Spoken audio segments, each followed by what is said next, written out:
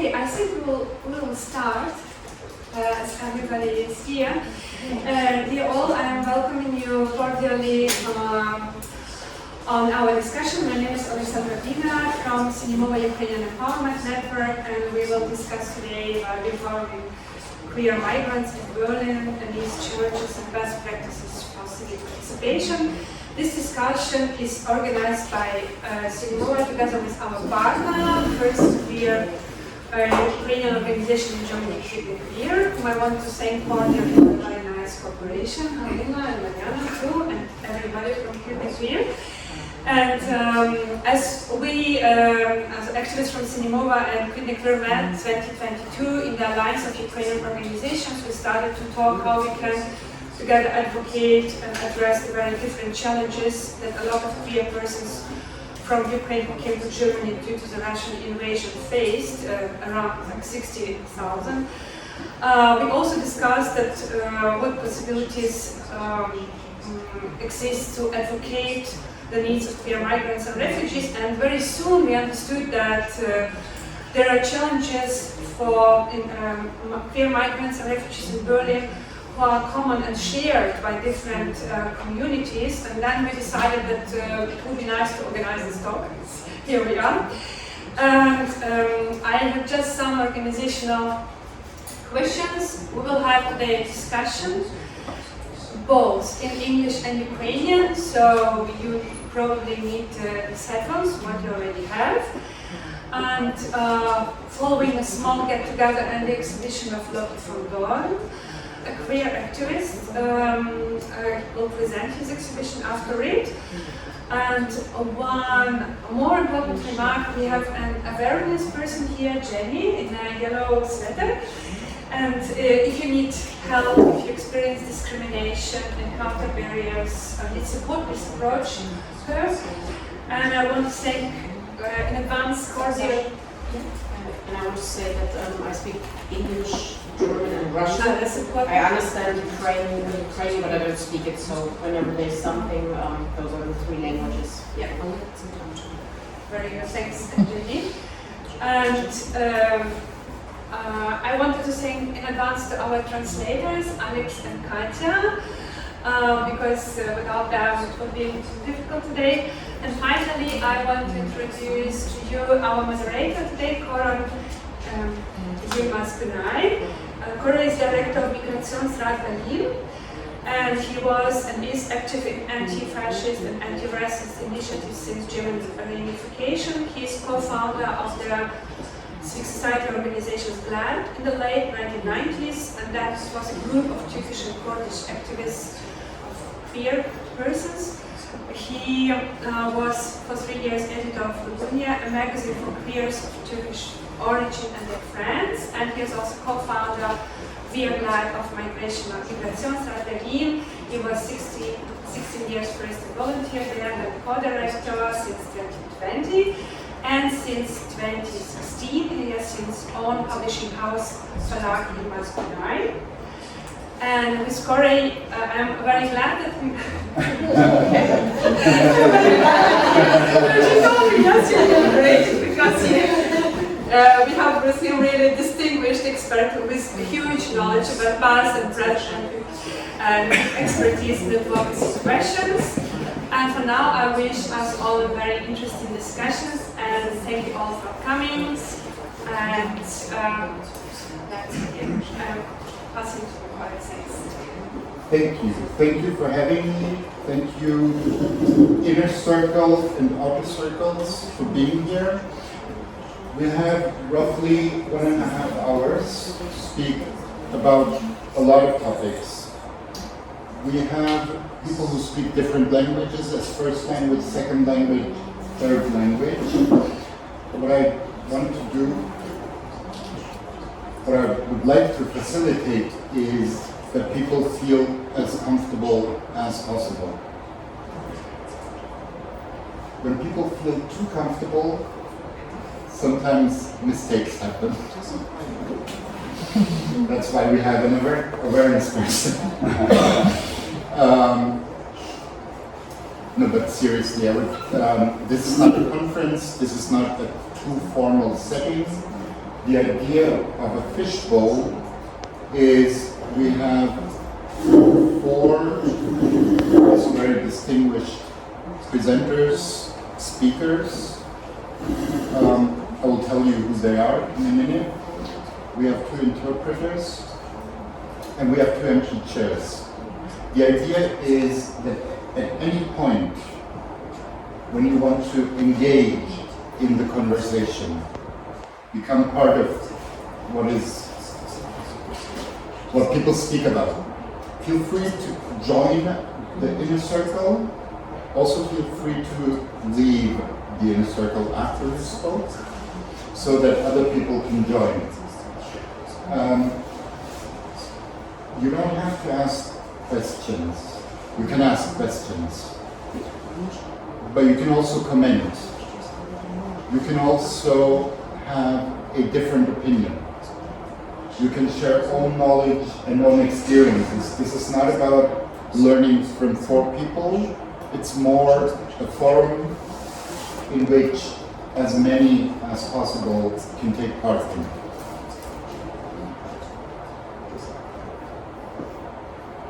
There's 2 technical things that I would like to address before we start. First of all, is this being recorded, yes or no? Yes, it's a good question. We would like to audit for the documentation, and everybody who don't want to be on the picture, the camera is there. If you don't want to be on the picture, Oh, there's video documented, not audio. Madam, is it video documentation? Yes. Okay. If you don't like to be in the picture, then please, if it's okay for you to sit in the row that you will not be visible. Is there anybody who does not want to be on a video documentation for internal use? It will not be published. Is that correct? It's a question to Kwitne because they are documenting. How do you want to use it?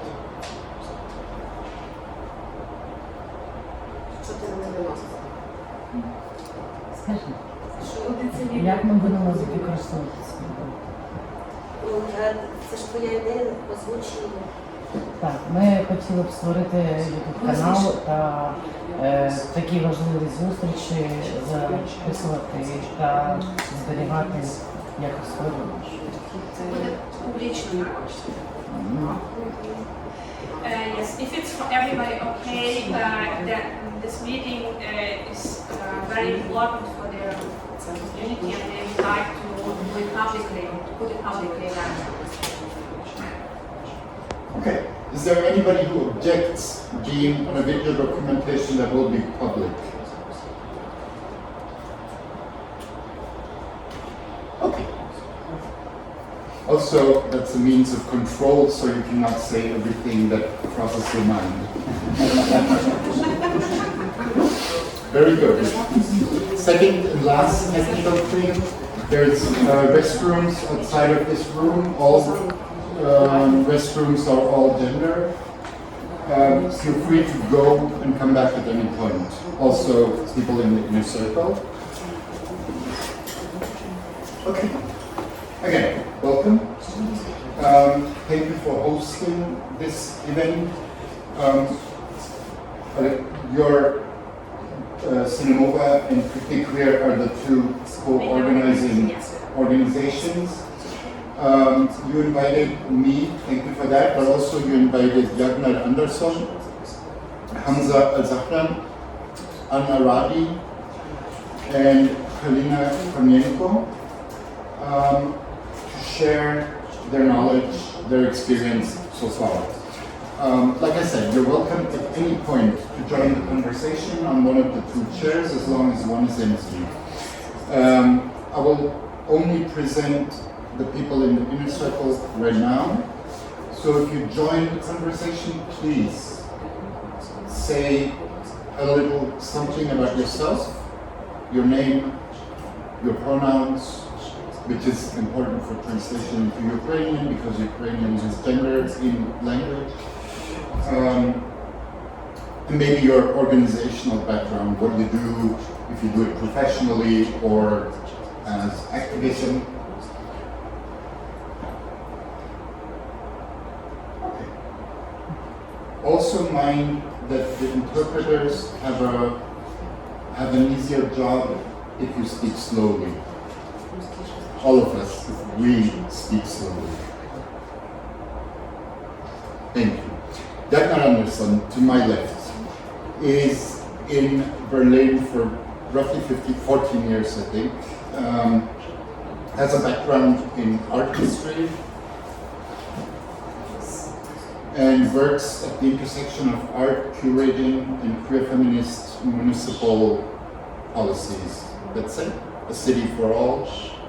Yeah, housing issues back in the city. So, yeah, and queer feminist issues, but also gender bias, violence against queer people. Also, you're co-founder of Flinta, women, lesbian, inter-trans, a gender working group in the Tenants Union of Berlin. Yes. Welcome. You can applaud.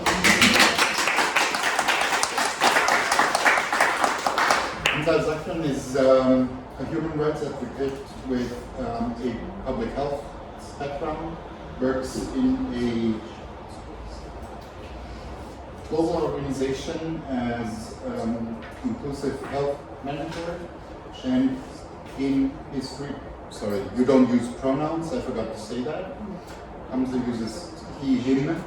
In his free time, he advocates for the liberation of queer refugees, but also refugees in West Asia and North Africa.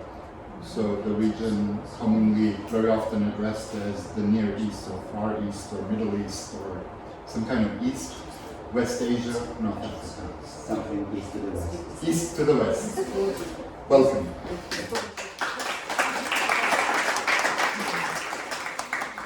Al-Radi is project coordinator at International Women's Space in a field that is called Resilient Voices.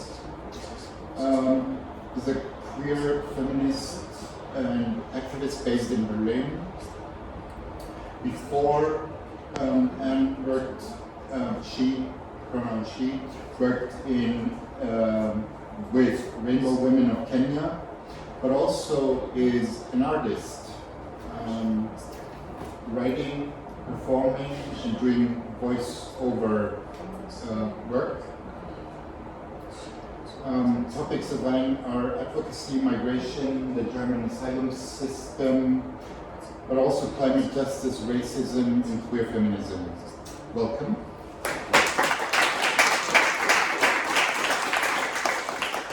Alina Kornienko is a human rights activist and co-founder of Kwitne, the first Ukrainian queer organization in Germany that is a formal association now.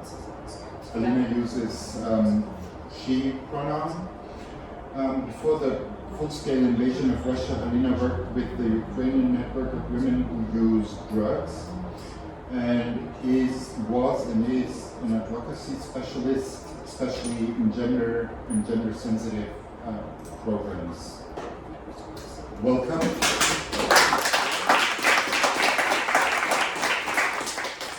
Welcome, and thank you for organizing this. I would maybe like to start with Jagnar and ask a question in a first round with you, among you. I would speak about context, terminology, the way you understand words, terminology that maybe is used commonly, but always has a very specific meaning to people. So, you, Jagnar, I would, because you worked with mainstream queer organizations in Berlin, you've been here for almost 15 years, your idea, or the idea of inclusion, of how osmotic existing organizations are to queer people that come from abroad, be it as refugees, be it as any sort of migrants. How do you understand inclusion? How do you see inclusion in Berlin? Well, these are two distinct questions. How do I see inclusion? So what would be my ideal of this and how it is in Berlin? So two pair of shoes. And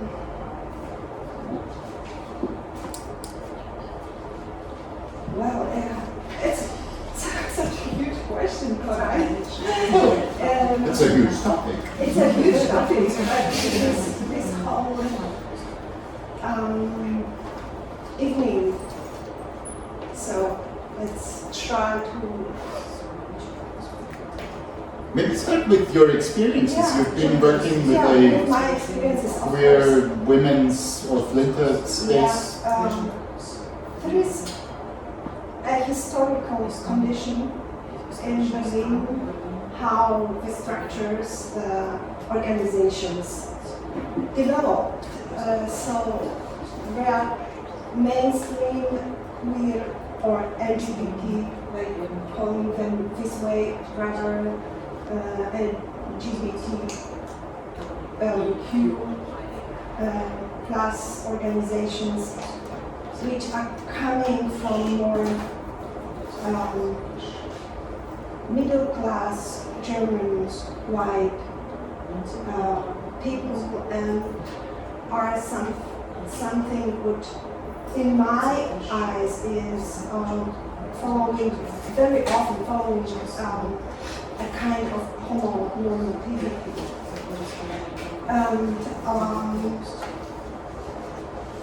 But my experience is that it is a process to see it or to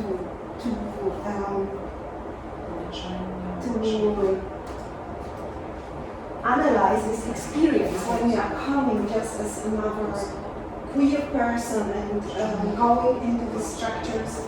I was for quite a while in denial, let's say, because it's an easy thing for Polish people to merge into the German society. I'm white, I'm educated, I understand myself as European. So it's a process of naming and noticing and naming the landscape of exclusions and microaggressions you are meeting on your way. So I think it's not an easy thing even for me to enter unconditionally with structures, and I can imagine that there are a lot of people who have less privileged than me, that don't have any access, or very difficult access to these structures. But also there's a lot of good work and which are being done, so I'm not just complaining. And for my personal process, it was very important to join a project by LSVD Berlin-Brandenburg, which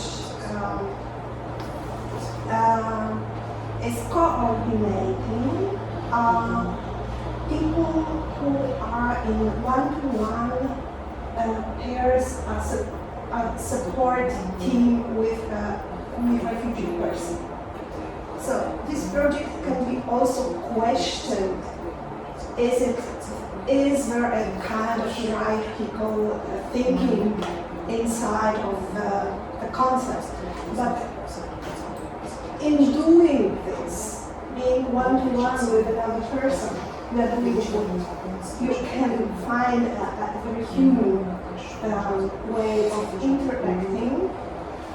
And for me it was a very politicizing moment, because I did them how racist the asylum process is, and how racist and heteronormative and stereotypizing very violent processes which queer refugees are undergoing when they have to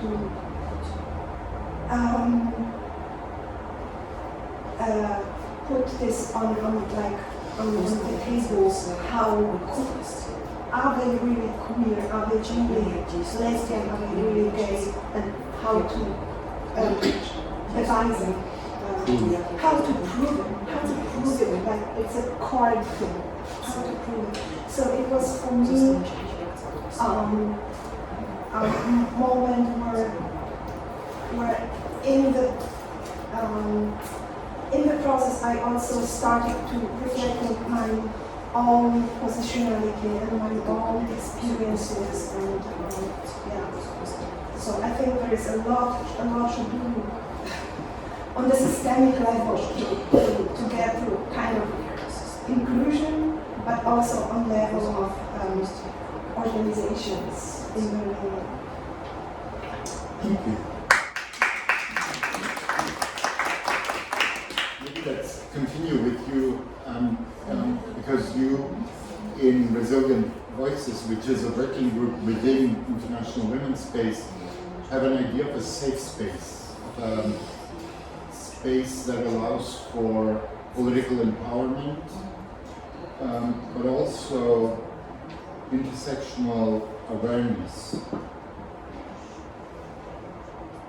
If any of the, you used homonationalism, I think, in the beginning, if any of the words you don't understand, just make a sign or ask, or you can ask people to explain what they understand.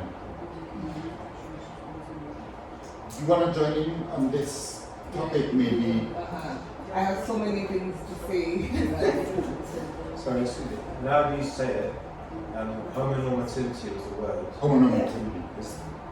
I'll just let you define it. That's how I think about it. Yeah. It's like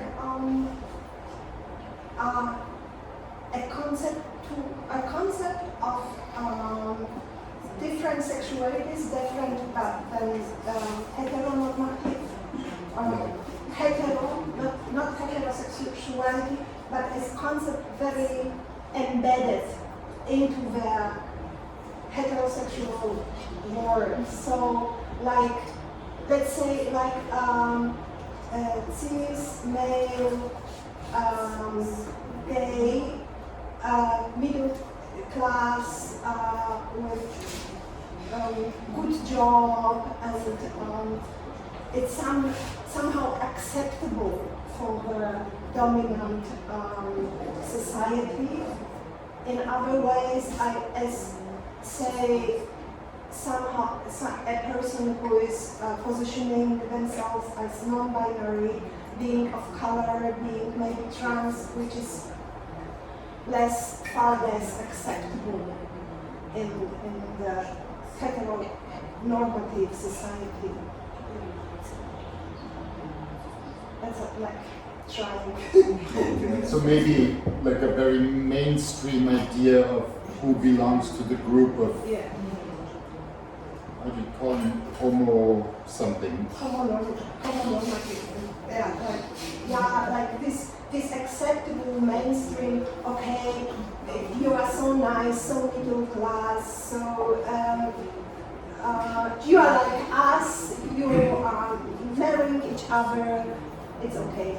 I can give the best example about this because I pass like a man, and this is one of the advantages I have. So I pass like a man, I can be safer than a person who passes as queer in heteronormative communities.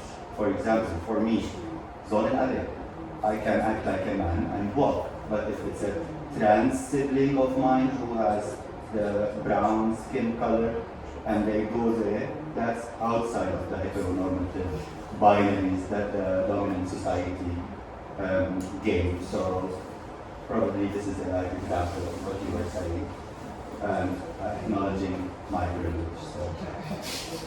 Perhaps if I was to translate that to my own experience, there are so many places I could start with this. So maybe one of the main points I want to say, one of the simplest ones is, I never realized, like I know I'm black, but I never realized how black I am until I came to Germany. Like, every day I'm reminded. Sometimes I go out the house and just walking business, and like people, the way people are looking at me like, what? And I'm like, oh shit, this was not black. You know? And I say it so lightly, but then I would love for it to be, I'm black and proud, and there's nothing you can do about it. I can't change it. But the way the world wants me to relate with it is that there is no room, there is no space I would walk into where that doesn't play a part. There is no space in Germany or in other place that is not dominated by Africans, for example, where that will not play a part. So even when it comes to the Berlin is Rainbow City. We're supposed to be very gay friendly. We are allies. We are, everything is okay here. You can get married. You can do everything. But for me, as a BIPoC queer refugee, I still don't belong, even in the queer spaces. So that is also like, there's a lot borrowed from heteronormativity. Maybe this is what then translates to homonormativity. But there's a certain accepted garden variety, I don't want to say garden variety, but accepted variety of queer that we can tolerate. But my kind is not the kind that is tolerated even in these spaces, and which brings then the point of safe spaces. So the Resilient Voices is one of the working groups within international. Yes. I was supposed to say that I might need this reminder. Okay. So, Resilient Voices? Okay, Resilient Voices is one of the working groups for international and our international women's space. But it is hard to, I will weave in the intersectionality as well, and which also brings why I started with this whole thing of being black. It is hard to separate I'm the black, I'm the queer, and I am all of these things. And when I present myself as myself, then all of these factors come into play. This informs like the kind of work we do at International Women's Space. So we are a variety, we are a diverse group of women, still fast. Okay. So at International Women's Space, we are a diverse group of women. We are like mixture of women. Some of us have a migration background, some of us do not have this, therefore we have allies, and some of us are in the asylum process or have been through the asylum process. And so this is the mixture within International Women's Space. But we have different projects, Resilient Voices being the one that caters for the queer voice, but there is one that's also called Break Isolation Group. I want to mention it because the reason why Break Isolation Group was started is because there's a tendency for the world to speak for us, speak about us, speak for us, make decisions for us. We wanted to create a space where as women, as Break Isolation Group is a group by refugee women and for refugee women, it's widely spread within the asylum process. And we needed a space to address the different issues that we face when you're black and under asylum process, because it's a whole different topic. I am from Kenya, I am queer, I have been an activist in Kenya, but as Dr. Yadna said, I am supposed to prove how queer I am. The system here does not accept this. It's me showing up and saying, hi, I'm Anne, I'm queer, blah, blah, blah, this is not enough. So one of the factors is just the fact that I'm from Kenya. Kenya is considered a safe country, in which case it means that the chances of me being deported or being denied asylum protection and being deported are higher because it's considered a safe country. So I have to go the very extra mile to prove my sexuality. And in many cases, they don't really buy the story. They put us through really rigorous, intrusive, inhumane interrogations. My interview was like from 8:30 to around almost 3 p.m. It's talking about, we're going around how was my first experience, how was my sexual experience, how did I know? Very intrusive questions, you know, who was the man, all these bullshit questions. But at the end of the day, it's still, I still don't have the asylum protection. I still don't have the protection for this. But to say this is that even when it comes to accessing, let's say, services, for me as a queer refugee, a BIPoC queer refugee, especially from the global majority, I don't get the same access as someone, say, who is white presenting or brown, because even in the BIPoC scale, let's be honest, those of us who are Africans are considered to be at the very bottom. You know, the darker the skin, the bottom you are. So even when we had the war breaking out and we had refugees coming from Ukraine, there was this. You could see the classism. You could see the difference. There's the good refugee, the bad refugee. So there's the good queer refugee, there's the bad queer refugee. And the darker you are, the worse you are. And then the less you get access to services, the less you get access to spaces. Even in the spaces where you want to see, we want to believe, we are also marginalized, we are all queer. I would be accepted in this space. So it's really weird. We are in the middle. In the African culture, we are considered that we have taken the Western, we have been Westernized, we are borrowing the Western culture. So we are excommunicated on the basis of this. When we come here, we don't fit in the Western European concept of queer. So we are left somewhere hanging, and this is why we needed to create a space where we could feel like, even if it's temporary, there is something real. It's a bit of a safe space. When you're in the asylum process, because this is also another level, if I had come, let's say, as a student and I'm queer, perhaps this would not have, you know, that my power, I would have had different challenges, let's say. But the fact that I am in the asylum process, I am from Kenya. I lost my oh yes, the asylum system in itself limits a lot. Like my freedom of movement, where I can go, where I can live, if I can go to school, if I can work, that limits absolutely so many things for me. So if I am from Kenya, which is considered a safe country where they don't believe I am queer because they say I could leave, they ask me why should you move to the next town, why couldn't you just leave, we've been queer since forever, how are you able to survive for why now? All these questions. But anyway, aside from this, I am not, therefore because I'm coming from a country where they're likely to deport me, they don't give me the chance probably to go to school, to find work, and therefore I am supposed to live in the lagers, in accommodation centers, for example. In these accommodation centers, like the main one for Brandenburg is in Einzelheiten, which is close to the Polish border. Just the area itself, of course, there's greatly extremism everywhere right now, happening all over the world for part of it. It's been there for quite a while in Einzelheiten, and there's a lot that happens even just there. So, coming as a queer person, there's also no consideration for this. Like, there's only one queer home in Berlin that I've heard of, just one. And there's so many queer people, there's none in Brandenburg. So we are housed in the same spaces where in the same asylum seekers. So in many cases, as a black person, I am a minority in this place. I will tend to try to look for community. I will try to build some social groups and social support around me. And in the lagers, because there's minimal food, there's minimal security, rather the security is not something you can really depend on. There's so many challenges. You tend to group and find people, you cannot survive alone.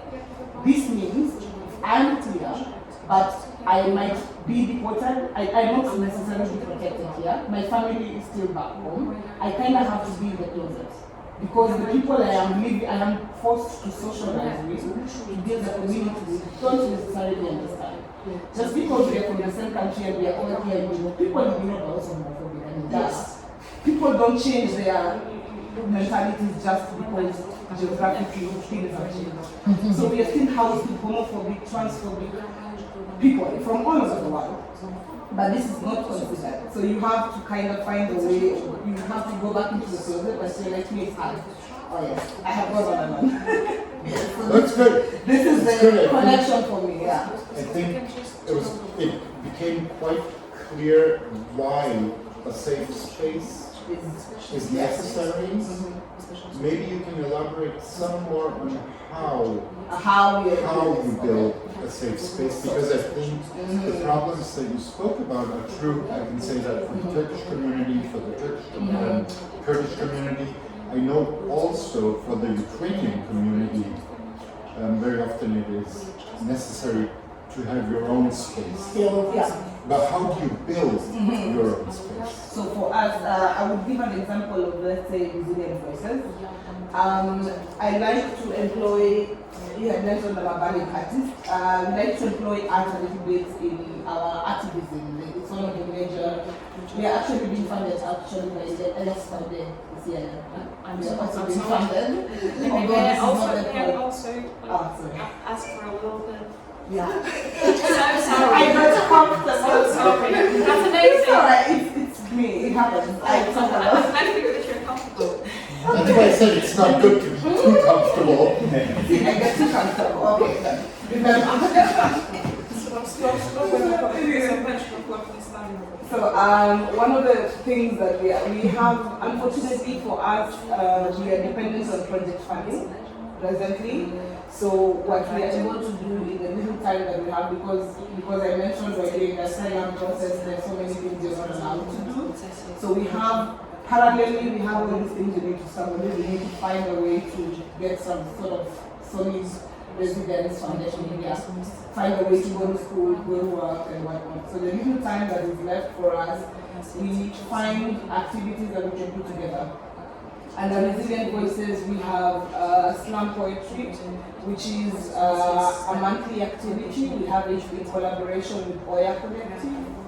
And here we just sit, we are not professional writers, none of us are professional artists, but we sit and we, like, it's a space for people to just come and share anything literary. So we share poems, we share spoken word, we share, it's a space for BIPoC people, queer people and allies to sit and share.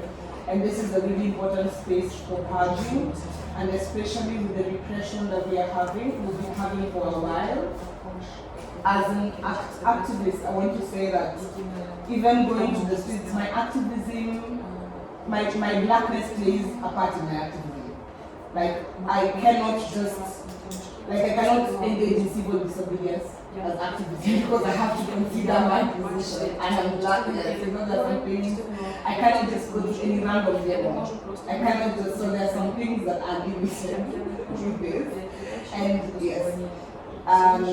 So anyway, we need such a space where we can speak, we can express some of these things. Another thing we do, which would be, let's say, an Break Isolation group, would be, we have Ubuntu soup kitchen.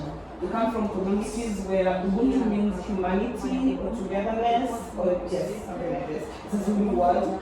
And our communities, we are from communities where we cook together, we eat together. So whenever we are able to, we also come together to cook. And we feed communities that are also marginalized, probably like communities on the street, to try and find common ground. This is one of the ways, you know, like we are all marginalized in one way or another.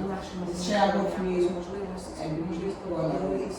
We have workshops, for example, we create activities that can allow us to have some safe spaces, give us hugs, heat, or even like sometimes our workshops in the countryside environment. Just go swimming, go riding, screaming in the woods. Sometimes it's what we need. Thank you. Thank you.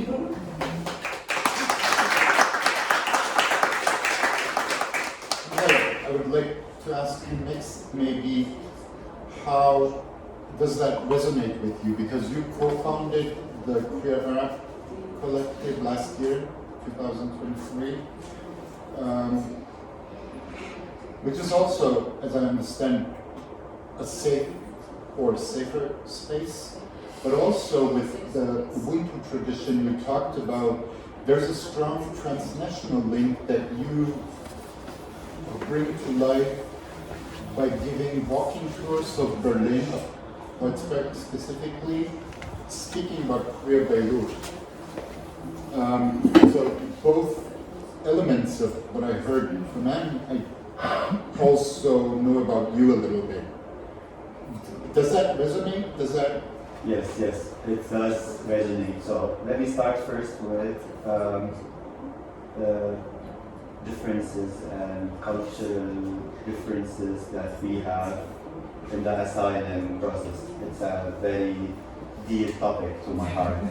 So what was mentioned is super logical, and it happens every day that a black, brown, BIPoC person who comes as an asylee or asylum seeker in Germany, we have to act white.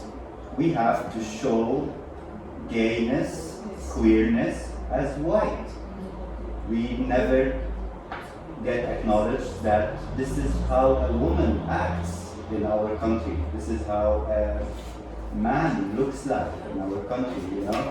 So all of these are, forgotten. And kudos to those who can play around the shitty system and show them what they want to hear, what they want to see, get their asylum, live in peace, because this systemic discrimination is not only putting barriers in our way to live, it is forcing us to become white, to show that, yes, we are the perfect refugee that we look for. Even though I don't have the same skin color, but I'm gonna show you I deserve it. That's one part. That's really a big issue. The other part is that finding safe spaces. So I co-founded the Queer Collective almost last year. We got the funding from Inflationsrat, and I have to say this is part of the civic engagement that we want to find, that we had to apply our application to get the fund through the Senate, our tax money, by only 2 pages or a small video. No need for very high-end texts and frameworks to show that we are applying. So this was a very big civic engagement. So I was talking about the coming in. About funding, I didn't understand. Yes, about funding, I was saying that the Queer Collective that I co-founded started with a fund through Migrationsrat. That's a good example for civic engagement. We had the opportunity to apply, get the funding without writing in Hochdeutsch, without showing that we are, we have all Karl Marx books. It was a very simple 2-3 pages. It could be a video. So that's what we want for the proper civic engagement from our side. Another thing we found is that with acknowledging all our queer ancestors who paved the way for what we have now, I mean, I so much acknowledge this privilege, being around people, showing my queerness, wearing what I like to wear. This did not happen because it happened. Some people fought for it. So I acknowledge this at this time. We found that us, we Arabs, and we say Arabs, but we acknowledge that there are Armenians, Kurds, people with Turkish origins, all over the Arab-speaking world. So we acknowledge all of these. We all share the same shitty cultural problems. So regardless of the language, we founded safe spaces. The safe space that we started first was a diwan. It's an Arabic term for a seating, informal seating for people. And this is divan. And this is mostly for men. The woman comes to the door, hands the coffee, whatever, and then she leaves. So what we did is we made a diwan that is colored, that has all genders, no binaries. It's not the woman who serves the coffee, it's not the man who sits on the corner, on the big corner. And we thought that we had a person, a member who is a choreographer, Moroccan Mexican, and he was always talking about flamenco as a dance. And we thought that flamenco is us because it traveled. And when it traveled, it changed. It had to adapt. So we started doing diwan and flamenco, you know. Dancing in the diwan, that's, oh my God, so we did this. And then afterwards, with what's happening in our part of the world and all the wars and injustices, we found that we really need a place to say that I feel sorry for for example, my family's apartment that got hit and we lost the place that I grew up in without being called anti-Semitic. So we founded this cafe that is a monthly cafe. You can come, speak the language, talk about whatever you want to talk, as long as you respect others. And this is what we want to mirror. This is why we are doing it ourselves. So we hope from the community to treat us the same. I know I got long. The last point is the tools. Because of my advocacy work that I do for queer refugees and so on, a very friendly company called they called me, they were like, hey, you say some interesting stuff and you have your own way. Do you want to make a tour? And for me, advocacy is all about what I said, you know, acknowledging our privileges, acknowledging those who fought, and at the same time, we shout out for those who are still fighting, because I'm safe, it's not for granted. We have elections coming soon, and we have the angry white man syndrome coming to Germany. So I want to use this tour. I talk fun stuff, stories. I show also music, how music is used as a sort of resilience or also resistance, and also that's a word that I'm not allowed to say everywhere.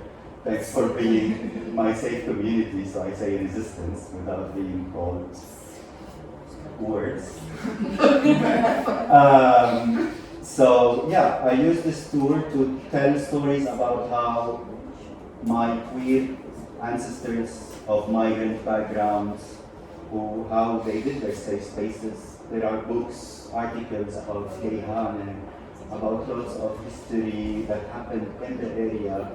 And you know, for me, I can never talk about advocacy without talking about my siblings who are now suffering in Beirut.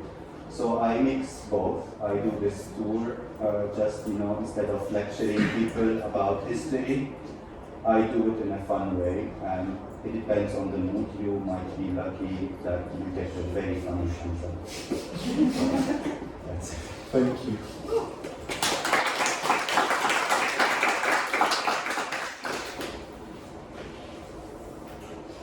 Alina, we heard a lot about the asylum system and how queer people from not Ukraine are confronted with a very normative understanding of who's queer and who isn't. And in comparison, most people from Ukraine, you came in 2.5 years ago. Most people from Ukraine don't come here through the asylum system, but through the temporary protection directive of the European Union. So they're not confronted as much with repressive state politics, policies. but still, you're one of the people who felt the need to co-found Kwitne Queer. Maybe you can speak a little bit about why it was necessary, what it helped to have a queer organization, but also Hamza spoke about ancestry, like people who fought before, and also people who fight today from different communities or in mainstream white German society. How do you interact with other queer organizing, historically or currently?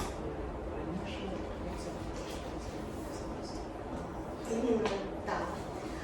По-перше, я буду говорити українською, тому що 2,5 роки вивчення німецької, 2,5 роки вивчення німецької, вимовлю англійську повністю.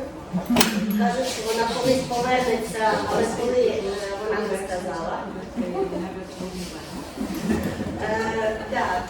І я, по-перше, хочу сказати, що мені дуже відгукнулося те, що казала Ан, і те, що казав Хамса про безпечні місця. Це, я вважаю, важливим, тому що коли ми вирішили, що ми будемо створювати організацію, що ми будемо говорити про себе від себе, і ми збиралися з нашою спільнотою, перший запит, який сказали люди, які були на одній з перших зборів, що дуже не вистачає в цьому постійному стресі війни, в постійному моніторингу подій в Україні, постійній перевірки, чи живі твої близькі, куди прилетіло сьогодні. Дуже важливо мати місце, де буде безпечно і затишно, де ти не маєш пояснювати, що відбувається в Україні і чому на Україну напав Путін. І головне, що вам не так з росіянами. І це дуже важливо, тому що це забирає багато енергії, це дуже багато енергії з'їдає. І людям просто в цьому дійсно депресивному стані треба місце, де можна просто... Один з запитів був такий, що треба місце, де можна просто помовчати. Біля своїх просто помовчати, не говорити ні про що. І так дійсно українці отримали перший раз в історії, активували параграф 24 для воєнних біженців. Українці дійсно отримали притулок за іншими стандартами, за іншими правилами, які дуже сильно відрізняються від Азію. Тут ще є такий момент, що українці в той момент цього взагалі не знали. Це сталося буквально отак, за щелчком пальців. За 2 тижні було прийнято це рішення, і люди, які ніколи в житті не думали про еміграцію, про переїзд в іншу країну, опинилися в іншій країні. І той порядок дій, який їм запропонувала в нашому випадку Німеччина, для них є природним. Тобто в українців в головах таке, що отак приймають людей, які є воєнними біженцями.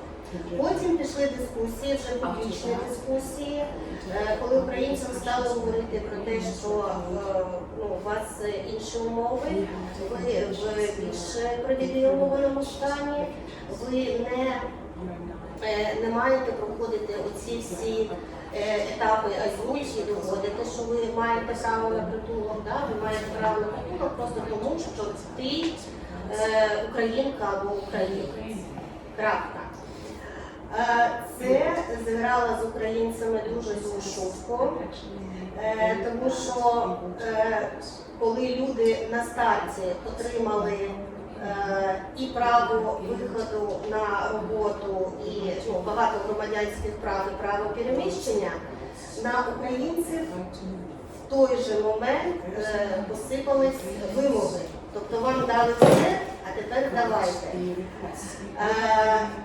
Що стосується квір-людей, і це я підходжу до того, чому саме ми організувалися. Мій особистий досвід, коли ми з дружиною прийшли реєструватися на 24-й параграф, і нас запитали, хто ми одна одній, і я протягнула наш шлюбний сертифікат, ми були одружені в Штатах, за півроку до війни ми одружилися.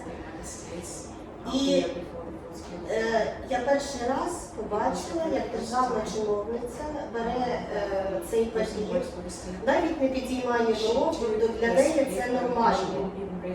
В цей момент це був для мене огромний шок. Я пережила момент, коли мене як дружину, як людину сприймають точно так же, як інших людей в перший раз. Я вам кажу, це дорого стоїть, я б ще раз це пережила. Це дуже круто. З іншої сторони,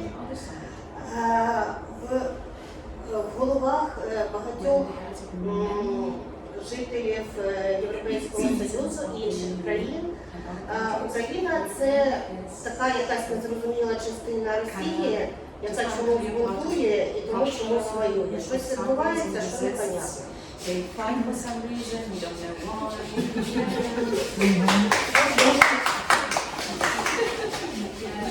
Some weird Russians.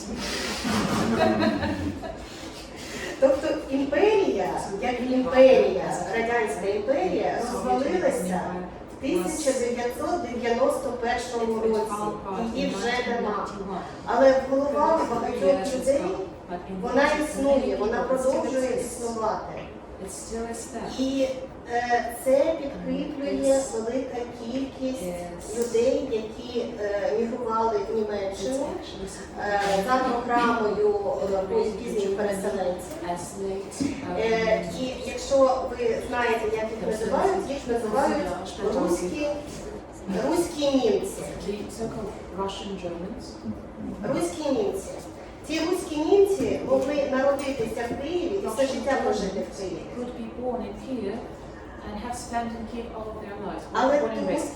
Але тут вони автоматично стають руськими німцями. Вони спілкуються з іншими виходцями, в тому числі з Росії, тобто їх певна думка стосовно політичних подій в Україні, стосовно що там відбувається, вона тут була зовсім інша. Ми дуже вдячні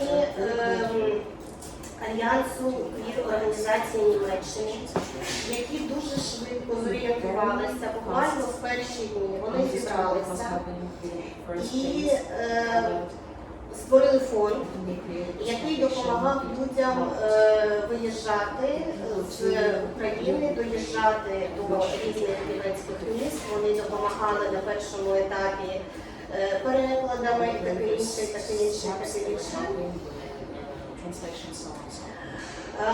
І дуже багато німецьких квір-організацій в той момент вони відкрили свої серця і вони пропонували допомогу щиро. І у мене для вас є великий сюрприз. В Україні німецька мова як іноземна не дуже популярна. Тобто дуже невелика частина українців, які сюди приїхали, вони могли спілкуватися. І тобто, з однієї сторони, є німецькі організації, які хочуть підтримувати українців, і тут є мовний бар'єр. Логічно пішли по шляху найменшого спротиву. Всі українці розуміють російську. Розуміють російську, все нормально. Тобто, хто в нас буде головним надавачем послуг інтеграції для українців? Правильно всі? Більше того, російські квір-організації, які зараз після 22-го року вони всі перестали бути російськими, стали російськомовними, вони представляють українців як спільноту, як квір-спільноту в різних консультаційних органах.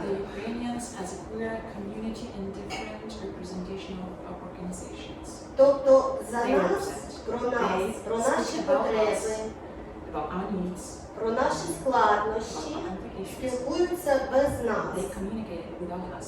Навіть коли нас питають, які в нас потреби чи які в нас складнощі, це все одно проходить фільтр розуміння того, що вони такі ж, як ми, вони українці, в нас однаковий менталітет. Тому інформація до людей, які приймають рішення, вона доходить дуже сильно витримано. І це була перша причина, коли ми зібралися і сказали, що від себе і про себе ми можемо говорити самі. В той момент я німецьку тільки почала вчити. Якщо мені сказали, що мене чекає 2 роки для реєстрації і все остальне, я, мабуть, сказала ні, але вже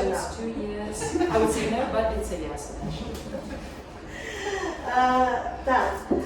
Це перший такий момент, це суб'єктність нас як організації. Другий момент – це, я зараз буду казати відверто, це відверта гомофобія українського суспільства. Якщо вийти з нашою активісткою правозахисною бульбашки, якою ми знаходимося, якщо ти тільки трошки виходиш за ворота, ти отримуєш таку потужну гомофобію.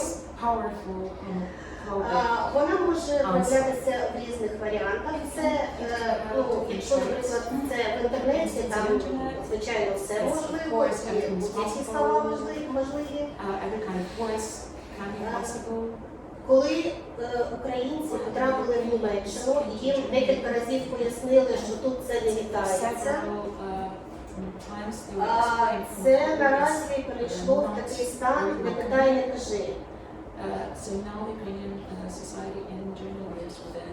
Тобто, якщо до вже української організації, яка може і має надавати послуги для українців, приходить квір-людина,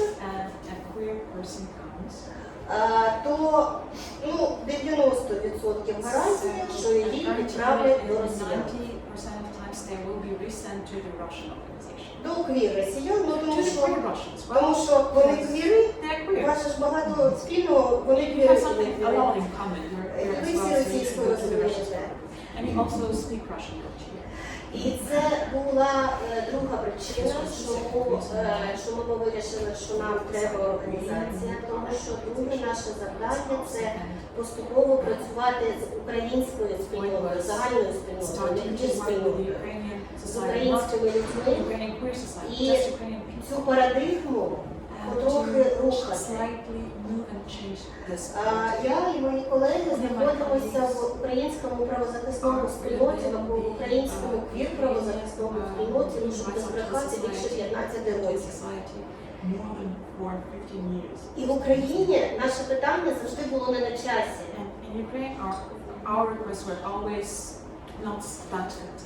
Постійно щось відбувалося, що питання квір-людей, шлюбів, питання прав, воно здвигалося. 2 майдани. Зараз вирішується історія країни. Що ви їздите з вашою орієнтацією? So right now we have this revolution and human rights movement. What about our organizations? Yeah, your weird orientation organization doesn't need so much. Наразі йде повномасштабна гаряча фаза війни. І знов, коли квір-спільнота в Україні, Again, the queer society in Ukraine квір-спільнота з України and from піднімає Ukraine питання raises the question прав of людей, human rights, хоча б шлюбного права, тому що воюють в тому числі квір-люди, people are гинуть на війні квір-люди, soldiers at war, they die at war, але їх soldiers, партнери та партнерки залишаються повністю безправними. without right. Це триває третій рік, але ми знов не на часі. And even now we're not in time. Сьогодні важливий день, сьогодні 1000 днів з моменту повномасштабного вторгнення.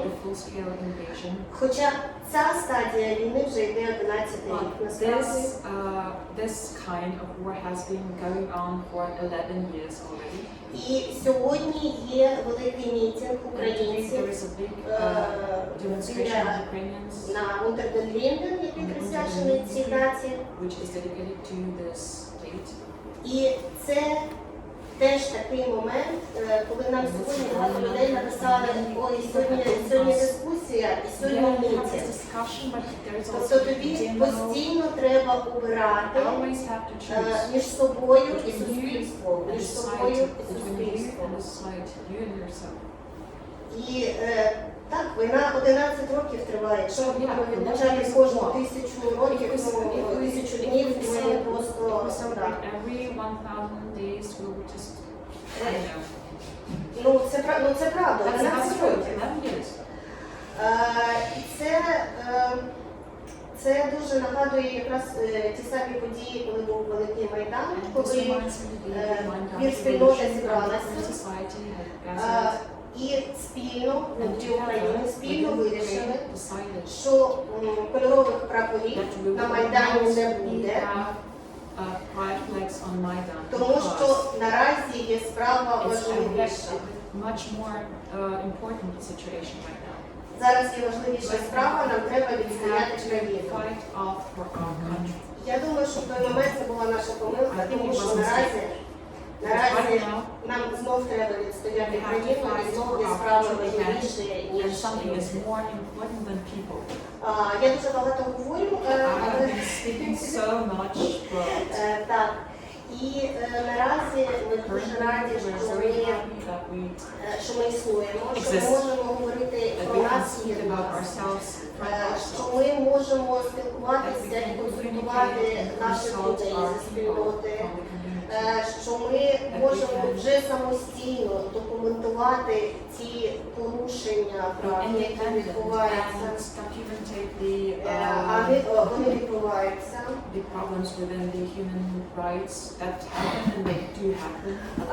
Тому що не дивлячись на те, що українців є 24 параграф, в українців є прекрасний заклад, який називається ТЕГІ.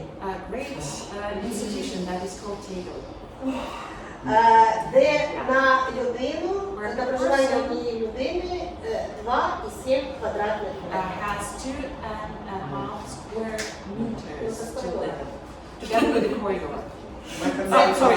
Включаючи коридор.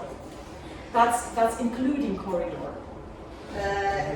І з однієї сторони Німеччина надає захист, надає 24 параграф. З іншої сторони Німеччина надає захист квір-людям. В нас типу є квір-хайм, але там ніколи нема місця. Берлін гарантує квір-людям для більшої безпеки, що вони залишаться в Берліні. Ситуація з житлом катастрофічна. І ми маємо ситуацію, коли квір-люди залишаються в ТЕГІ місяцями. 2,7 квадрата роками. Є ті, хто живуть вже більше років на 2,7 квадрата. Після останньої пожежі в ТЕГІ заборонили відгороджуватися шторками. Якщо це трансгендерна людина, то це повністю повний кошмар. Це не тільки для трансгендерних людей, це взагалі для людей не мати жодної можливості усамітнитися, це страшно. Ми маємо кейс, коли квір людина, яка прожила в Тегілі, отримала таку гомофобне ставлення, отримала ситуації насильства.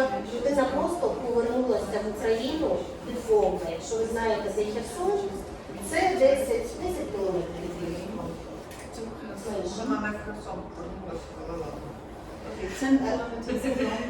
Тобто людина повернулася назад, їй під бомбами, але без гомофобії, без насильства комфортніше, ніж в безпечній країні. І це така велика системна проблема, коли всі отак от роблять, ну не знаємо, що робити.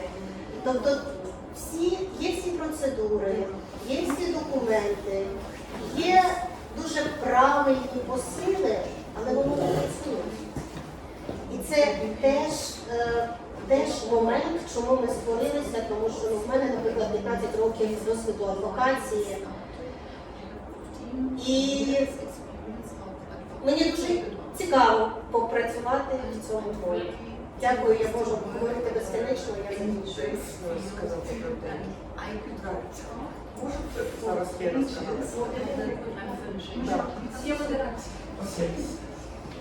Алло, Zusammen. Мене звати Валерія, я трансгендерна жінка. Мене звати Валерія, мені 27 років. Я приїхала в Берлін після того, як російські свині підірвали Каховську дамбу. Я проживала в Тегілі. У мене є дуже неприємний опит проживання в Тегілі. Я зіткнулася з дискримінацією від соцпрацівників. Я зіткнулася з дискримінацією від українців. Я зіткнулася з тим, що мене намагалися зґвалтувати з security. I'm sorry, I need to. There was a rape attempt from the security of Tegel. I needed to read Я попросила, можно перевод? Я попросила у соцработников, чтобы, смотрите, я приходила в мужской туалет, меня не пускали, мне говорили, девушка, что вы тут делаете? Я иду в женский туалет, меня оттуда выгоняют. То есть мне нужно было пойти принять душ после 12 часов вечера. Чтобы сходить нормально в туалет, мне нужно было идти в терминал С с палатки F1. Я ходила к соцработникам, я выманивала, упрашивала, я объясняла ситуацию. Они говорили, вы ничего не можете сделать. Если вам что-то не нравится, вы можете покинуть деньги и вернуться в Украину. Это мне сказали соцработники. Потом я подошла к другим соцработникам. Да, там есть просто разные жилетики. Разные жилетики.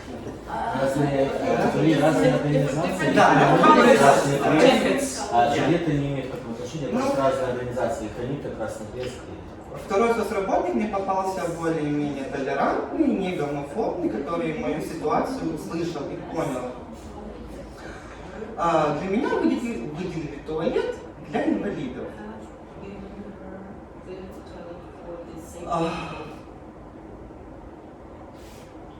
Сказать, что это был ужасно, это ничего не сказать. Но мне сказали, если тебя что-то не устраивает, ты можешь взять и для себя облагородить. Что я, в принципе, и сделала. Я просто для себя убрала, навела чистоту. Потому что я человек бездельный. И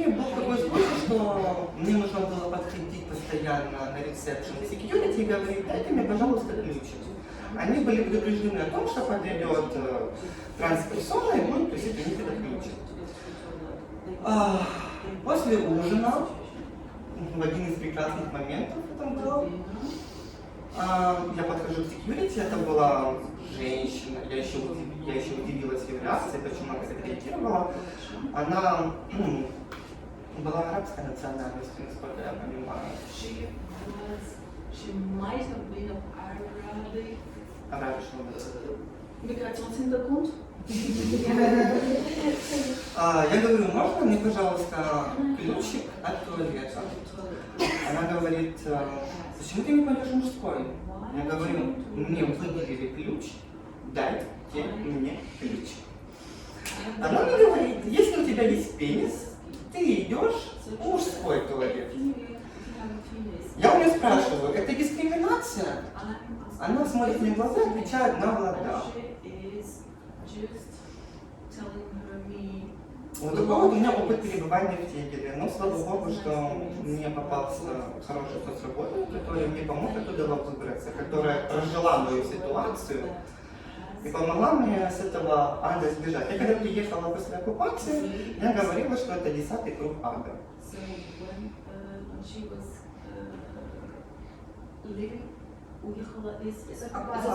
Выехала из оккупации.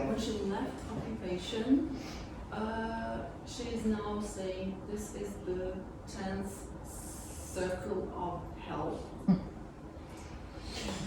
Thank you for sharing your И на experience. самом деле это не все ситуации, которые...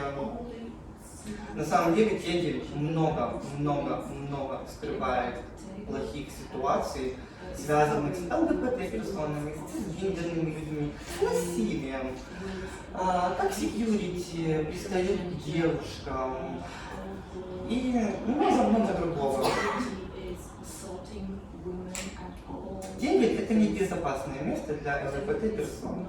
Тебя там или оборот, или побьют, или изнасилуют, или много чего может быть.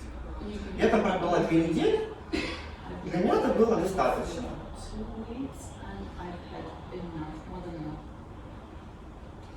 Это все.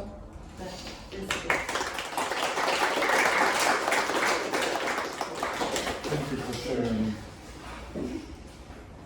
Want to present yourself maybe briefly? Я просто дивлюсь, може ще когось є запит, бо коли ти говорила, мені хотілося прокоментувати деякі речі, я собі записувала, що теж подивитись таку оптику. Так, я зроблю. Мене звати Катя. Зараз будемо почати одразу по-моєму мовою. Talk English if you want. Так, але це буде дуже довго і правильно. Okay. So It will be quick challenge. Katya is going to talk Ukrainian and going to translate. And Katya has been jotting down things to say while she was listening to the discussion. While I was listening to Alina, and now I also need a bit of breath because it's це розмова про те, що вона це просто Especially this talk about Tegel has moved her deeply. Я Катя,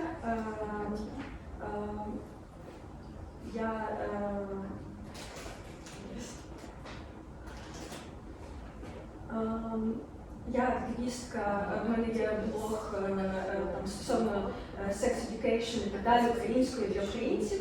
Це те, чим я почала займатися до початку повномасштабного. Так, буквально за місяць випадково. І зараз я продовжую це робити тут. В цілому я займаюся активізмом платформою молодіжна організація, я там представляю queer напрям. Це взагалі організація не про квір спільноту, але я якби даю їм свою оптику, тому що queer experience is coming from me.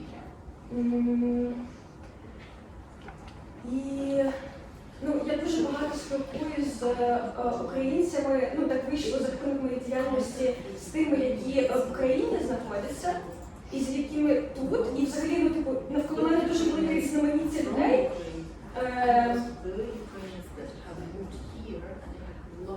І, напевно, основні поінти, які я хотіла б додати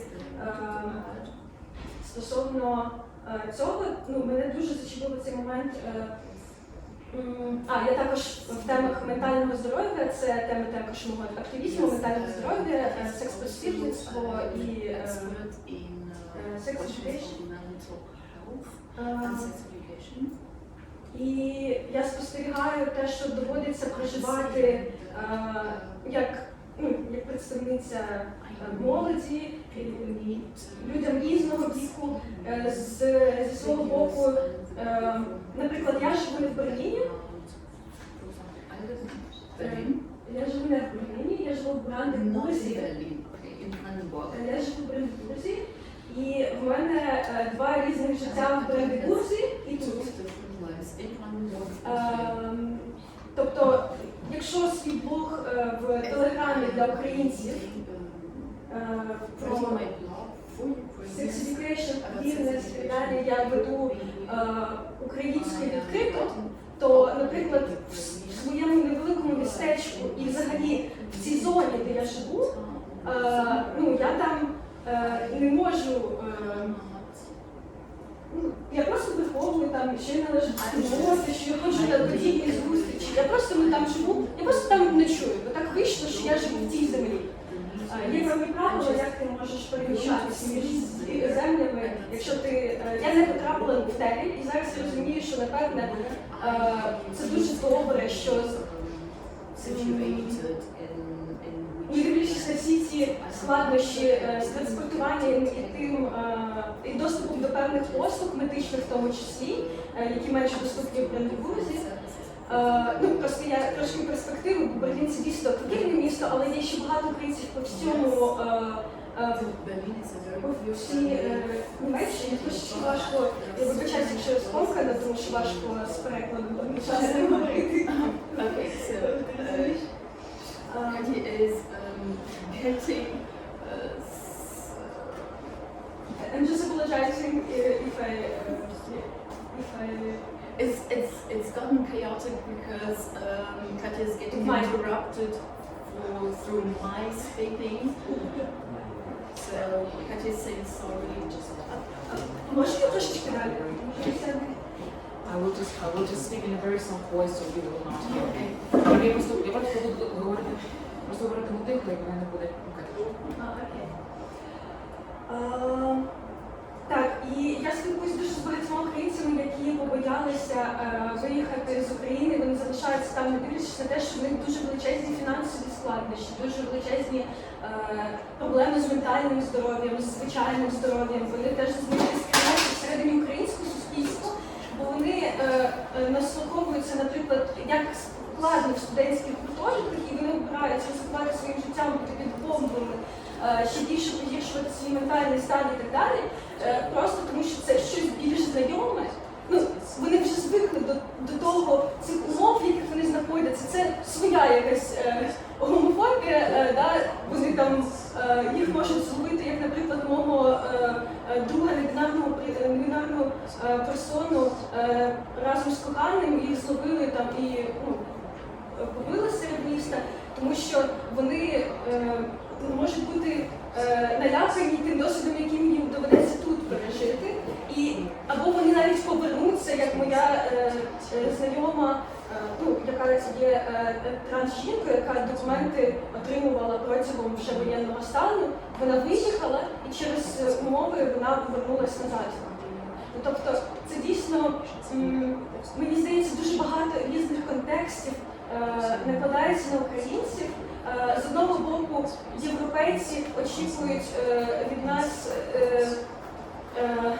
що це дуже багато різного тиску, дуже українське суспільство, воно розшароване. І, наприклад, певні люди в Бранденбурзькій області, в якій я живу, вони дивуються, що люди можуть в якомусь такому відвертому одязі ходити, ну, який більше квір-одяг, чи там вони їдуть на якусь вечірку берлінську, і для них це, ну, дійсно, вони показують фотографії один одному. І квір-пара, яку я знала, вони навчалися у моїй німецькій школі, вони приховували від всіх в школі, що вони пара є, і вони просто ходили, неначе, ну, вони приховували свою ідентичність. Це такий постійний тиск з одного боку зі своєї країни, да, ось що ми обрали сидіти тут, а не сидіти на місці, ну, або ми виїхали, або з іншого боку. Тобто мені просто хочеться пояснити цю ситуацію. Ми дійсно дуже різко виїхали, це не було нашим рішенням в якомусь сенсі. Да? В якомусь сенсі це було моє рішення, тому що є мої знайомі, які лишилися. Але з іншого боку, це дійсно дуже спонтанно. І деякі, я вчила англійську перші від війни, а мені вже потрібно було закінчити B1 німецькою мовою. Тобто, а я тільки вчилася вимовляти англійську, тому що в мене була якась базова в школі, а є доросліші люди, яким 60 років, і вони взагалі ніколи не вивчали іноземну мову, і їм це абсолютно незнайоме. Окей, навіть на 60 є різного віку люди, вони можуть не знати ні англійської, ні німецької, ніякої мови, а там від них очікують, що вони, знаходячись в такому травматичному стані психіки, що вони через те, що дали таку можливість йти працювати, одразу йти на курси, що ми одразу приїхали, як солдати, швиденько вивчимо до B1, підемо працювати в Lidl і не будемо отримувати соціальну допомогу. Тобто в такому контексті, що це дійсно дуже багатьох тут пригнічує і починаються проблеми. Звичайно, в нас вже всіх є тут, українців так чи інакше є проблеми з ментальним здоров'ям, і це пов'язано далі з фізичним здоров'ям, обставини в когось визві, дискримінація. Це дійсно, мені хочеться пояснити, що це дуже така багатошарова ситуація. І в Україні я теж жила, мені це моє життя в Брандбурзі нагадує трошки життя в Україні, коли я працювала на роботі і я якось змогла сказати своїй колезі, я просто не вступала зазвичай в такі дискусії, але в той день я вирішила. Від них було дуже багато гомофобних чи сексистських жартів, і я вирішила, я не буду брати тему гомофобії, я візьму тему фемінізму і трошки з нею поговорю, спробую її пояснити. І вона потім мені була дуже вдячна, в неї змінилось уявлення дуже багато про що. Там я виховувала, тут мені доводиться виховувати, в Берліні набагато вільніше. З цим. Так, я зараз хочу підвести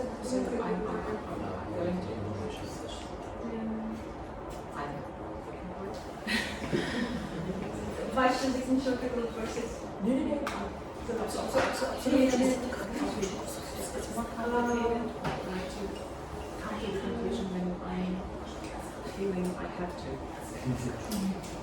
Ви сідати на стілець, якщо ви хочете сказати. Ну, ти ж не поважний, то закінчи думку, будь ласка, не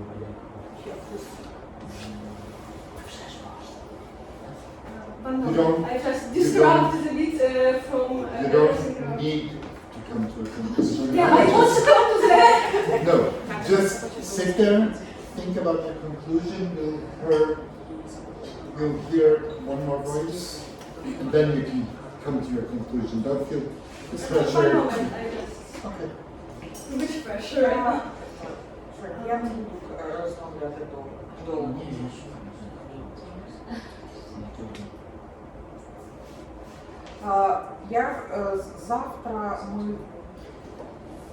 Завтра буде День пам'яті жертв трансфобії.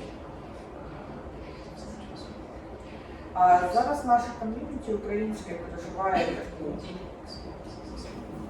дуже тяжкий момент, бо моя подруга, дуже молодша подруга, яку я підтримувала психологічно протягом 1,5 роки десь,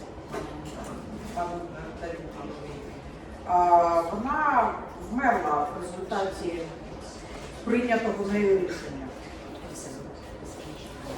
Це сталося в Берліні буквально на днях, і зараз і тіло лежить в морзі. Але тут трохи складніше з рішенням. Просто факти.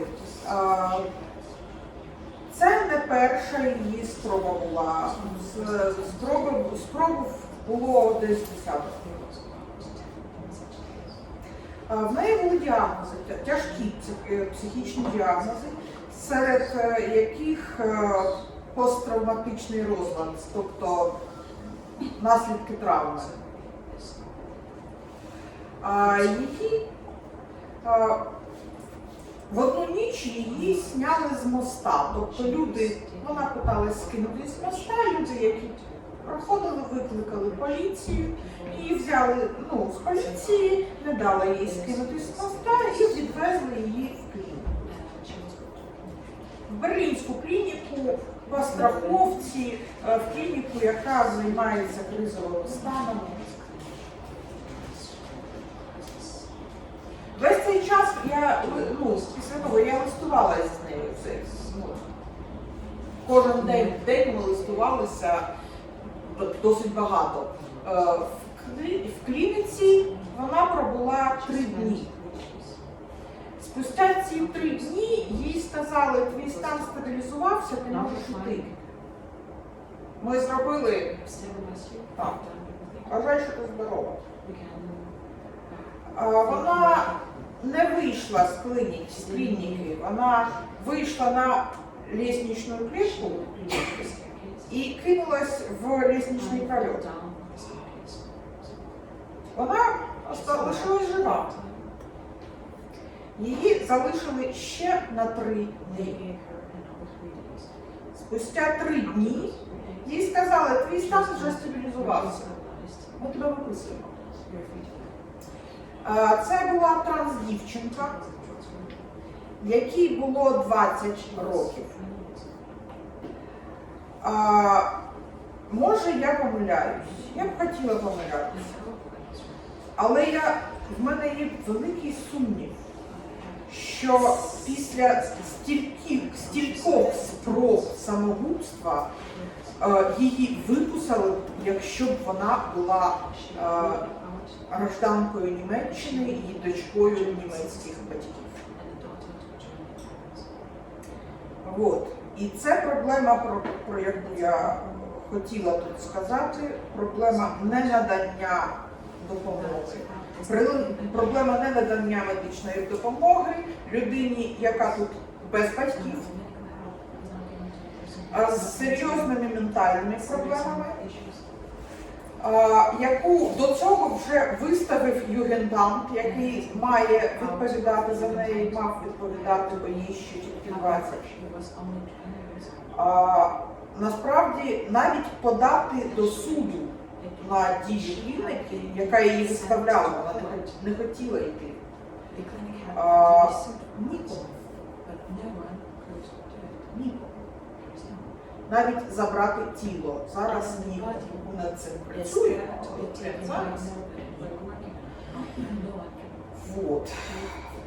Додаєш, що батьки від неї відмовили. Так, батьки.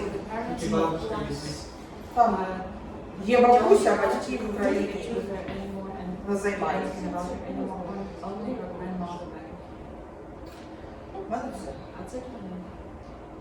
Thank you for sharing your experience. I would like to have a 15-second break and ask someone to open the window, if possible, so we can have some fresh air. Thank you all for coming back. A lot of, if you don't have prepared speeches and people talk about what they need to talk about, it's not always comfortable. I'm aware that some of the things that we heard would have maybe needed a trigger warning or a content note, but you can't anticipate content before it's there.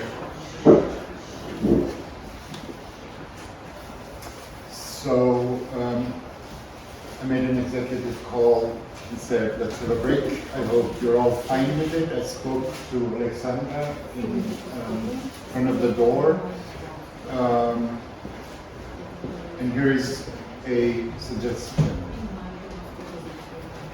We started 15 minutes later, so if you're all fine with it, we'll keep on talking till 8:15.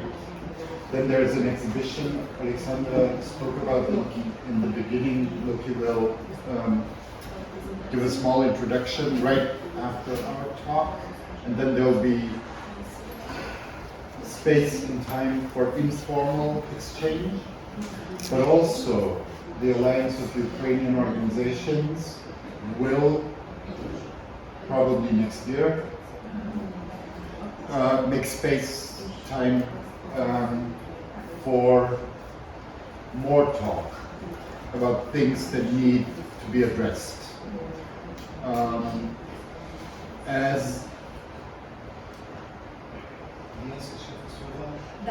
director, sounds so fancy, as director of Migrants at Migration Council of Berlin, Hamza talked about it briefly when he spoke about the Arab Queer Collective. We have a small fund for individuals, initiatives, and formal associations to work in the field of migration, gender, sexual orientation. So if necessary for Kwitne, we'll make funds so that things like this can happen more people can go into conversation, maybe not on one of the 1,000 days, and maybe on a day with better weather, where people from other communities also can join in to learn from each other, to have exchange, and maybe also giving opportunity to strategize together how to deal with incredibly intense experiences that people make in the so-called reception center or in any kind of lager that people in the asylum process have to face.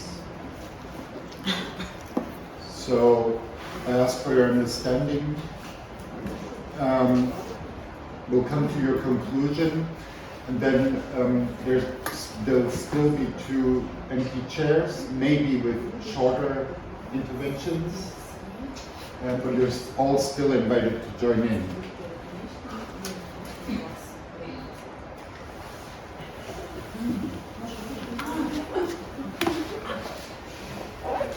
Так, я це все говорила про якийсь контекст. Це щодо того, що можливо, мені довелося трошки менше вчити нового про квір-спільноту, про толерантність і так далі, тому що я вже з цим бекграундом приїхала. Іншим українцям доводиться це вчити тут, і вони цього не очікували.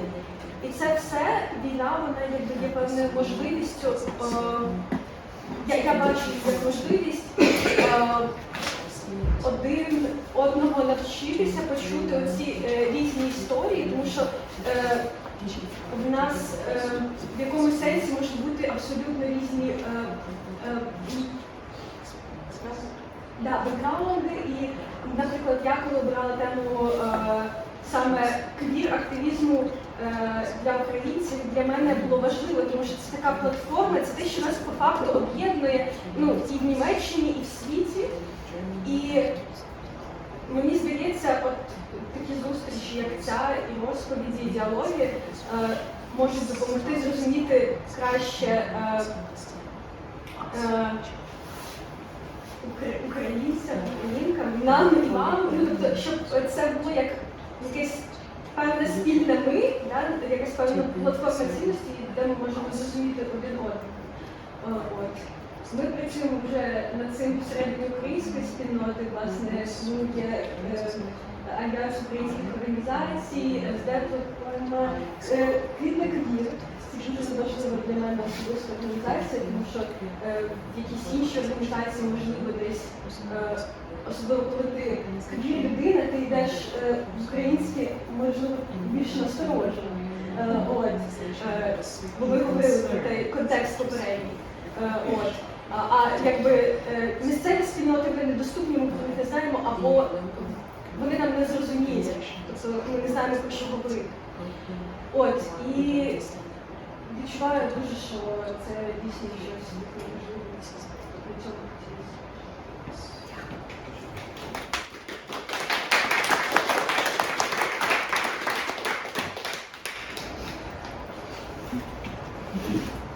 Вітаю. Мене звати Євген. Оніло.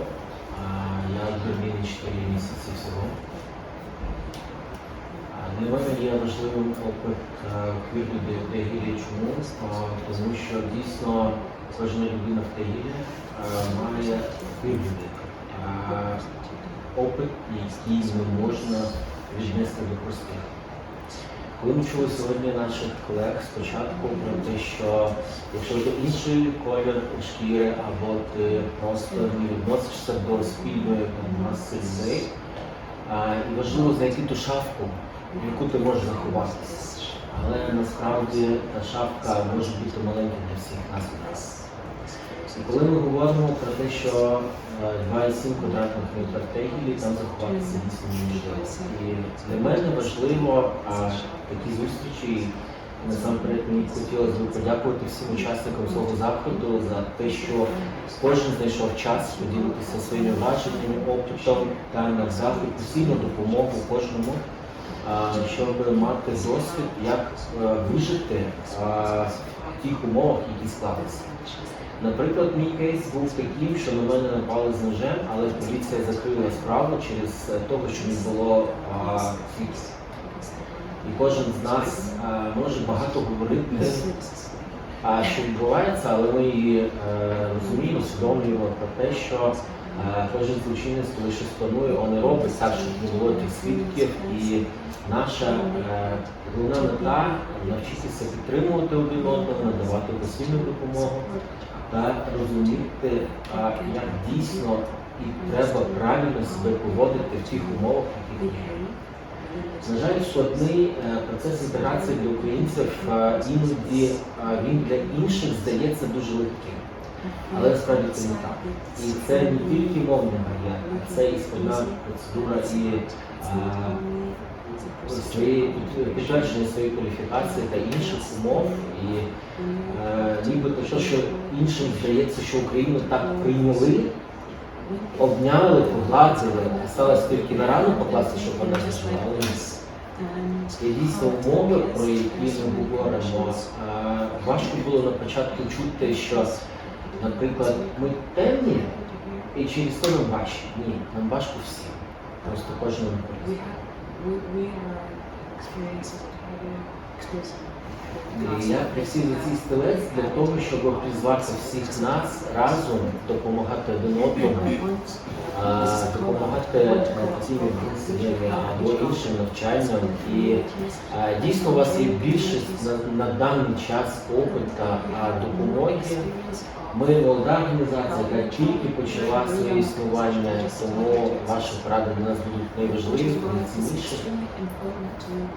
Бо це як чужа країна для нас, чужі закони, і опит тут дійсно інакше, ніж у нас в Україні. В Україні ми взагалі не можемо говорити про це, бо там сильніше. Навіть те, що у нас президент Мінче такий медійний і хороший, але це не означає, що після параду ти приїдеш цілий додому. Це тільки в Берліні я відчув, що такий апарат, наприклад, і я кожен дійсно демонструвати себе, свої здібності або свої принади, тому що те, що ми бачимо в вільному тут доступі і вільному.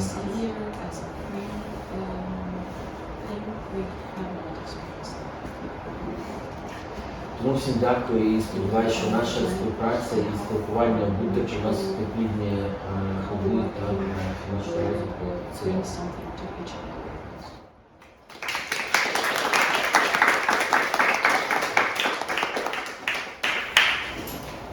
звати Надія. До речі, я повільно говорю, я пишу для Turkish Speakers, зокрема сторінки queer, сторінки. Сьогодні мене дуже я рада, що тут опинилася. Мене вразила історія як хлопки, так і з країни.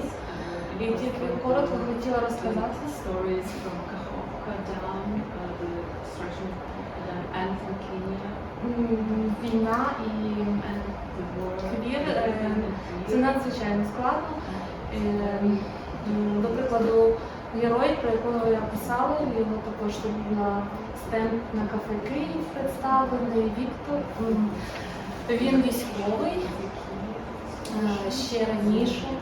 Він зробив камінал, йому дали нагороду, але потім забрали через те, що він представник квір. Це такий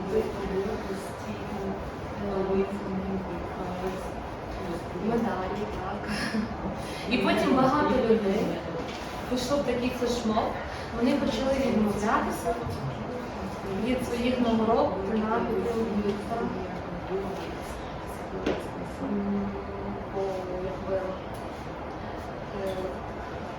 людина з його слів він брав полон російських солдат, і був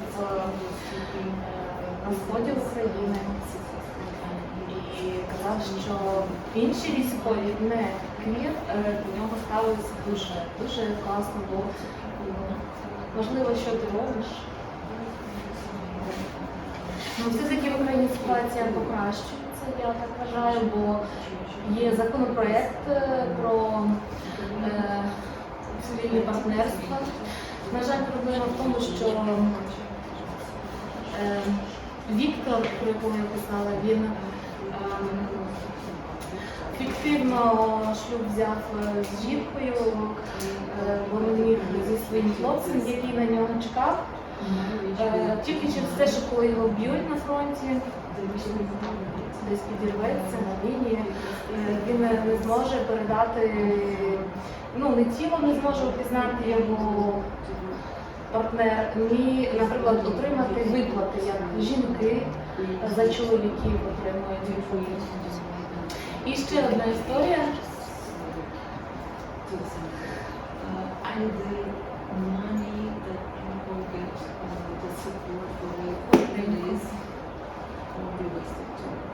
Буквально сьогодні я зустрічалася з сценаристкою фільму.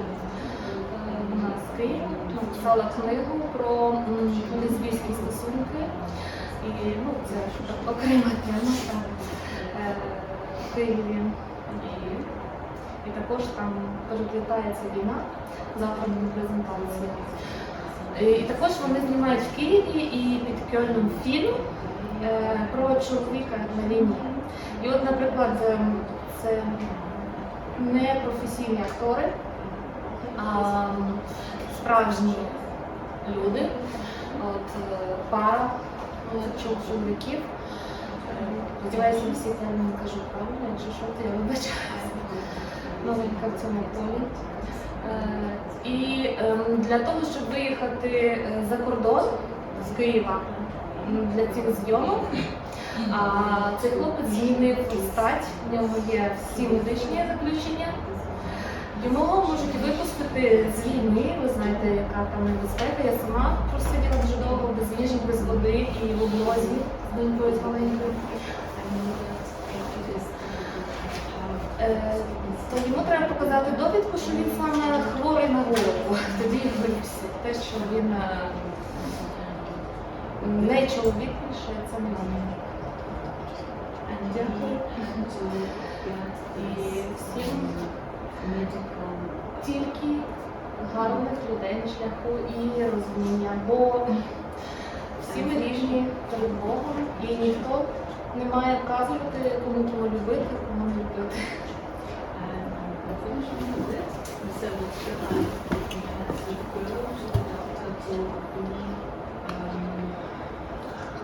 Registered to get a diagnosis that he is not mentally crazy, so to say, in order to be able to live the country and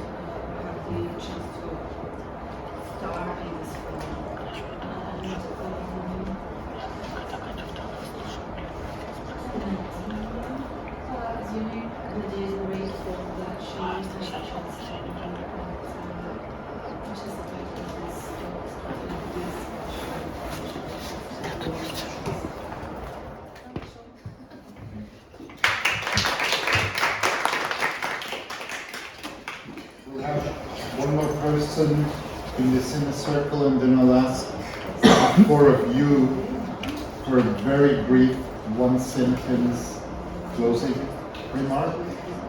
I'll give you, just in order for you to prepare, I'll give you a sentence with a blank that I'll ask you to fill.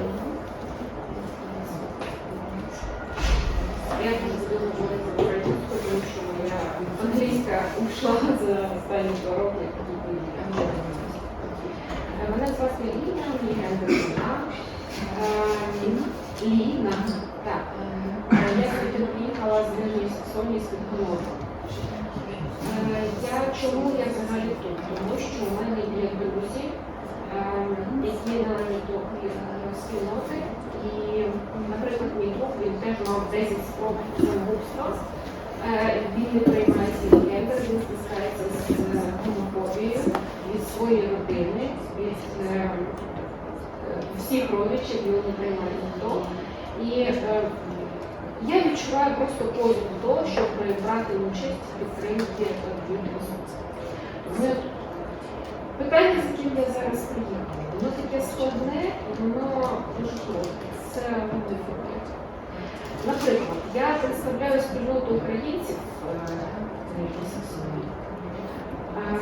І якщо б я відверто сказала всім, куди я їду і що я буду обговорювати, я 100% знаю, що мене засудили і мене навіть намагалися не пустити, хоча я є керівником цієї організації. І мені дуже важко підбирати правильні слова, дуже важко пояснювати людям, чому це важливо, підтримувати квір-персон. Шалена гомофобія. І я розумію, що це складніше питання, ніж там на 5 хвилин. Але, можливо, ми можемо щось робити разом, щоб це ставало менше. Тому що капля в крайній точці. Ми зараз знаходимося всі в безпечному просторі. Я просто я почуваюся якомога краще. Тут нікому не треба пояснювати нічого за гомофобію. Але можемо робити якісь такі заходи, якісь проекти спільні, які впливали на те, щоб рівень гомофобії знижувався в Німеччині, в Євросоюзі, загалом, зокрема в українській спільноті. Дякую.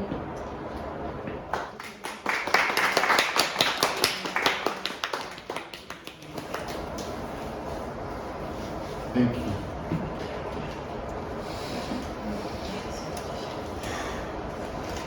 It is really hard for me to wrap up a field so broad, so complex, and so painful to so many. I'm really glad this happened.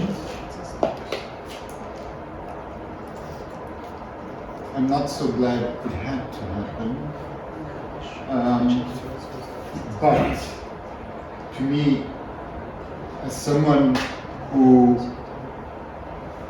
slightly is looking from outside, because I didn't have to say anything, I didn't have to comment on anything, I'm really happy that so many of you were open to show and tell also what is shameful, what is painful, what is complex, what is difficult to solve. I think that's one of the best ways to start a deeper conversation that maybe we would have needed today already. But in 2 hours with this weather and this country, only so much is possible. I hope that all of you registered on the participants list because something will happen after this.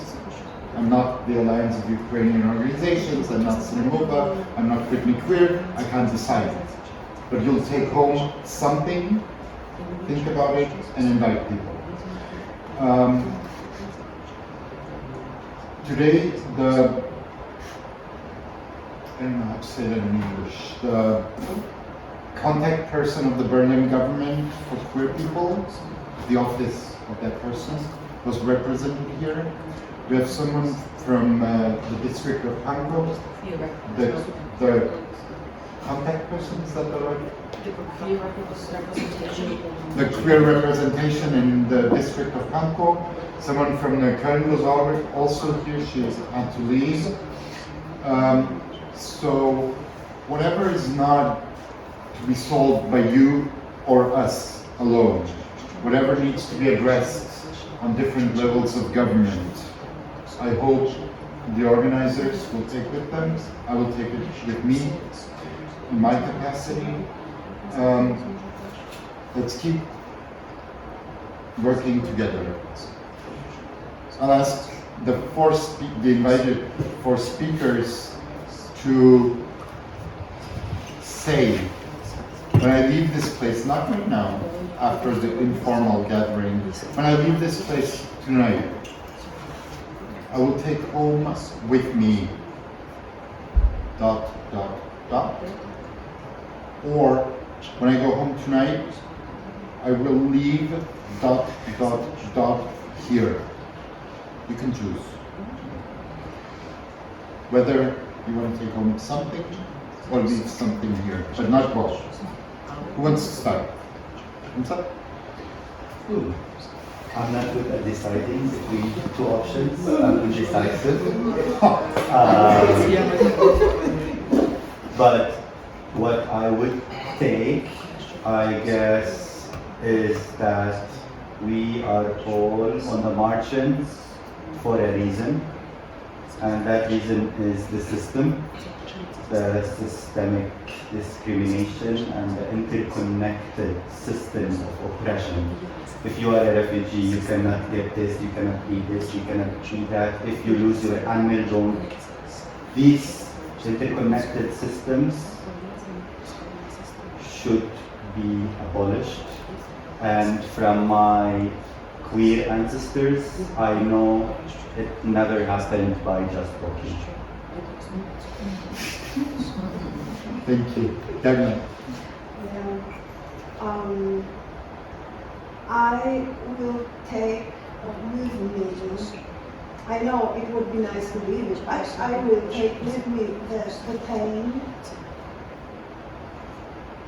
I experienced from so many people here who are sharing it.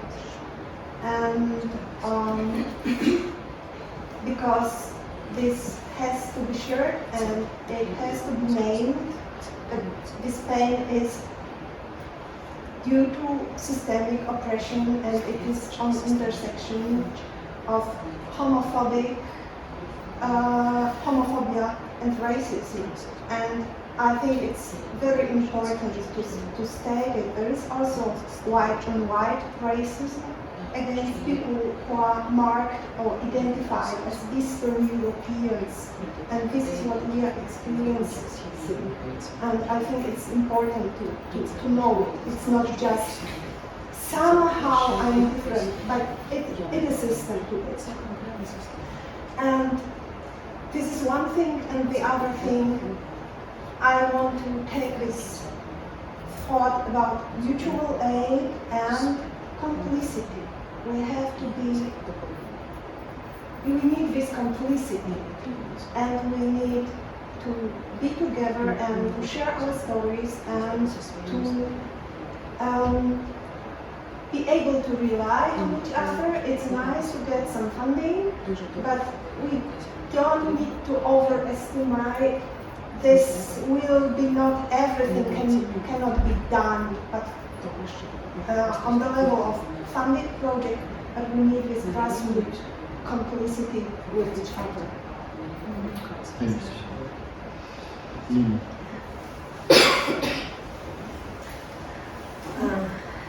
Так, я з собою заберу атмосферу спілкування і дійсно ці дуже цінні моменти, коли різні люди з дуже різними досвідами діляться своїми історіями, історії, і коли ти чуєш ці історії, ти розумієш, наскільки ця система, це добре було сказано, це система пригнічення, вона працює, і наскільки вона розділяє людей за ознаками, і об'єднує бульбашки. І з цієї бульбашки дуже складно вийти, тому що ти думаєш, що там небезпечно, тому що там інші. І мені здається, що сьогодні я відчула, що наші бульбашки вони були дуже близько одна від одної, і ми говорили різними словами і різними мовами, але ми говорили про одне. Ми ділилися історіями, ми говорили про одне, і я з собою ще візьму думку про те, як це продовжити. Тому що дійсно в таких діалогах, в таких спілкуваннях народжуються цінні думки, цінні ідеї, які потім можна потроху просувати. Тому що протидія гомофобії, стронгу, протидія дискримінації расової, вони теж колись народилися в розмові з якоюсь ідеєю. Ми зараз в цій точці, і нам змінювати світ, який нас оточує з цієї точки. І в Бога нема рук інших ніж наших.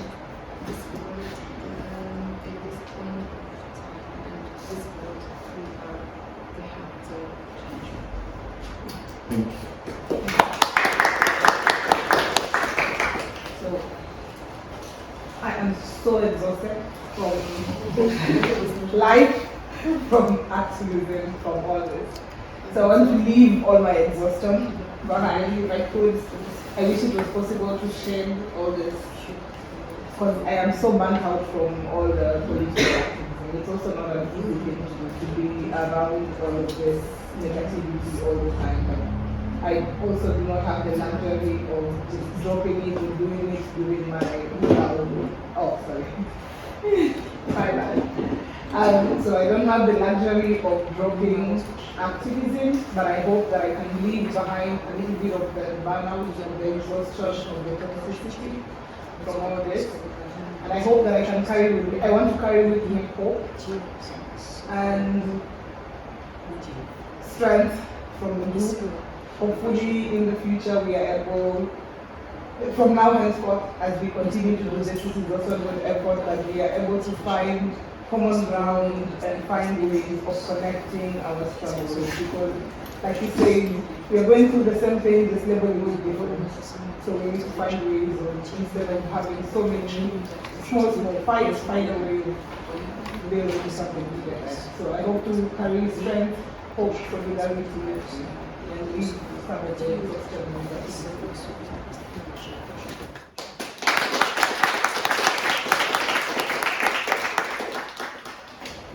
First of all, the most annoying thing is you have to leave these devices when you leave.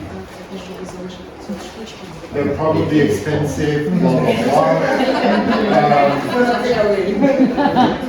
That's the most annoying thing. What is not so annoying is, what is really helpful is, under very difficult circumstances, the interpretation of Katja and Alex. Thank you very much.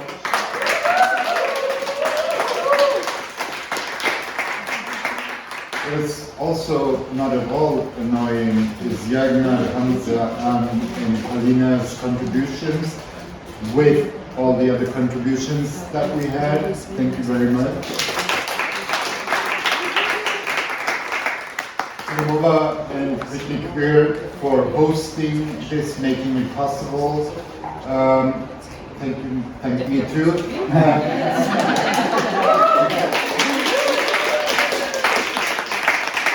Loki's going to say some things about, I hope, about an exhibition that we can partake right after this, and then there will be snacks and food in the other half of the room for everybody who's leaving. Don't forget these. Have a good evening. Thank you for being here. Thank you. I'm supposed to eat, I think.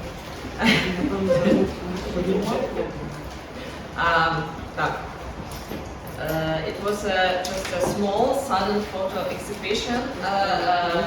Sudden appeared after I was invited to one of Sweden prize, and this photo exhibition is just my own experience and my colleagues and my familiar people experience. I mean, Ukrainians. I met here about experience about our immigration, about our queerness, and how we accept it. And it's called impropriety. Is when people are ashamed of you, when you are inconvenient, when you simply appear, causing silence, confusion, and unease. Queerness, sexual, gender, even mental.